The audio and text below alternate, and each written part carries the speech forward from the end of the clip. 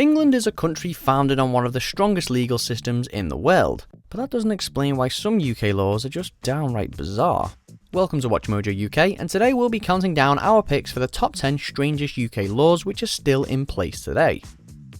Before we begin, if you enjoyed this video, be sure to subscribe for more great content. For this list, we'll be counting down 10 historic laws from Britain's past that are technically still around, even though they really make no sense. Number 10. Being drunk in possession of a cow. There are some things you shouldn't do while you're under the influence of alcohol. For example, the Licensing Act of 1872 states that it's illegal to be found drunk whilst handling a cow, horse, sheep, firearm and steam engine.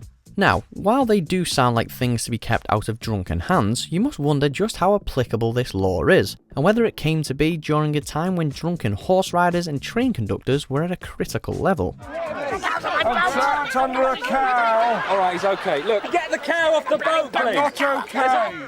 Number 9. Impersonating a Chelsea pensioner.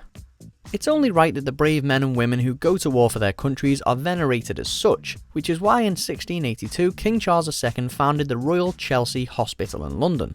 The 66-acre site was meant to serve as a nursing and retirement home for English soldiers with at least 12 years of service. However, people began to abuse this privilege by pretending to be veterans, in some cases stealing the distinctive red uniforms the veterans wore.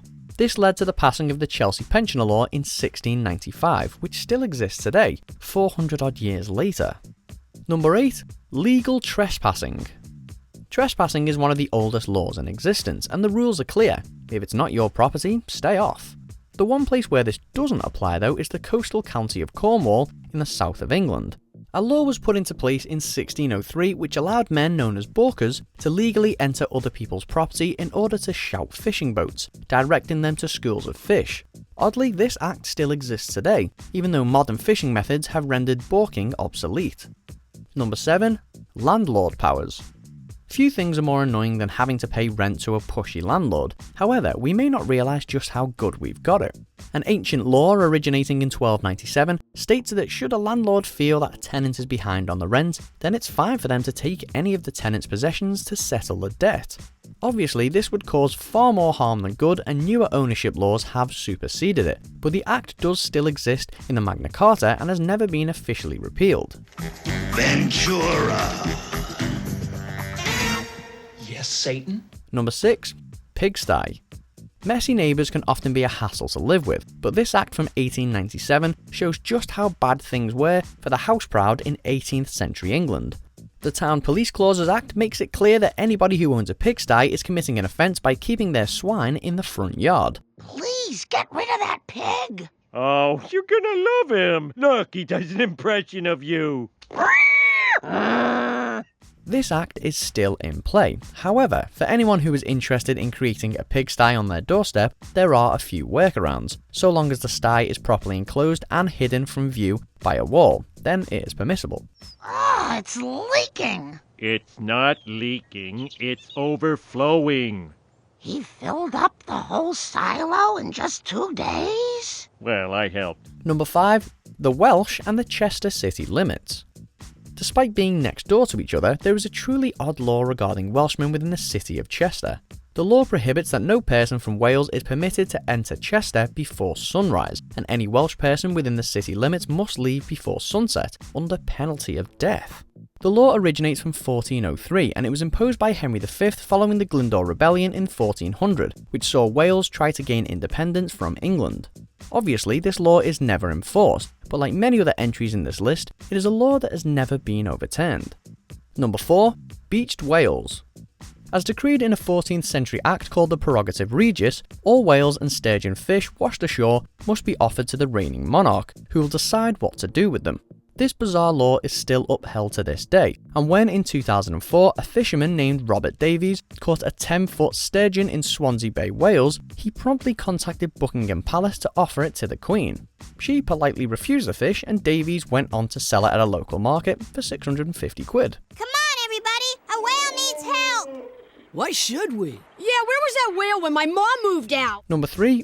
All swans belong to the Crown. Few animals are as regal as the swan, and the British royal family has long taken note of this.